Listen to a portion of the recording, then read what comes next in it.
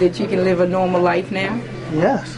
Kathy Bennett has lived with an HIV infection for 21 years. Her outlook was bleak back in 1990 when she was first diagnosed with acquired immune deficiency syndrome, and her doctor began treating her with drugs that proved too toxic. He stopped and told her to go home.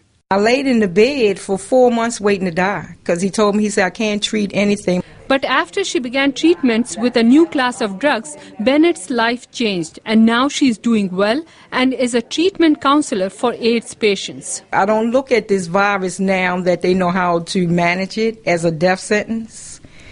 I'm living a normal life. I expect to be around a lot longer.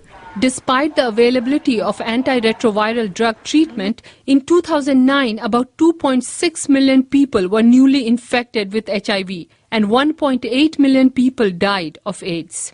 But 30 years ago, the medical community was full of pessimism. Dr. Anthony Fauci, then a physician trying to treat patients suffering with this new disease, vividly remembers those days. He is now director of National Institute of Infectious Diseases. We had no idea what that infectious disease was. And then in a very rapid succession, many people started getting really very sick and dying. So it was a very disturbing, dark period of time where you didn't even know what was the cause of it. Slowly, medical experts gained a better understanding of the infection. It became clear a weakened immune system caused the condition. It also seemed to be sexually transmitted. Dr. Robert Gallo is the co-discoverer of the human immunodeficiency virus, HIV. It's not a moment. It's not a eureka.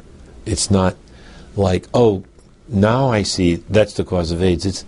I tried to describe it to someone before. It's like peeling an onion. You know, you're getting step by step to get to the center, which is, this is the cause. But there were still no drugs or vaccines to combat the virus, and many experts were pessimistic. Then came a breakthrough in 1987 with the first approved drug, AZT. The virus could be dropped. You could measure it and see it go down, and even though the drug was toxic, the AIDS-related signs and symptoms were disappearing. So, wow. Hopes faded when HIV became resistant to AZT. But then in the 1990s, effective combination drugs were developed, and they have become the most potent weapon in the effort to battle HIV. The cocktail, as they called it, did we dramatically turn around the lives of HIV-infected individuals by giving them the opportunity to live essentially a normal life with good treatments. But AIDS patients say they continue to battle the social stigma attached to the disease. It was a lot of stigma then, and it's still a lot of stigma now. Beyond treatment, the other major challenge is checking the spread of HIV. The risk of transmission remains high among people under 30. And at the Elizabeth Glaser Pediatric AIDS Foundation, the focus is on protecting infants and young children from infection.